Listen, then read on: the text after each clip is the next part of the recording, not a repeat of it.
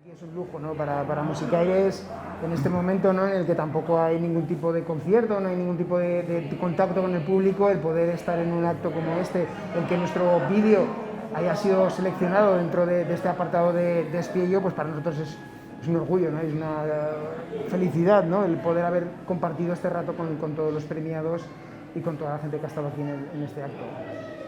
Sí, la verdad es que es un lujazo que se hagan cosas como estas y sobre todo apoyando el aragonés, ¿no? que es algo que nosotros intentamos hacer también dentro de nuestras posibilidades, porque hacemos música, ¿no? Nosotros nos gusta hacer música, pero claro, somos de la zona, nos gusta mucho apoyar el idioma, la lengua, y entonces siempre que tenemos posibilidad hacemos algo con ellos.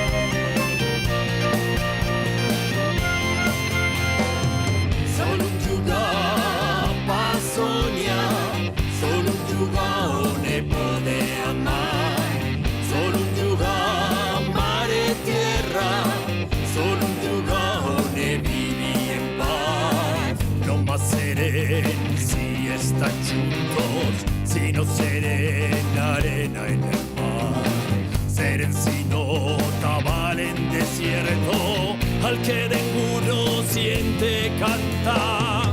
No más seren si están juntos, siente el aire que quiere cambiar. Achunta las manos, crucia los dedos y abre las alas de la libertad.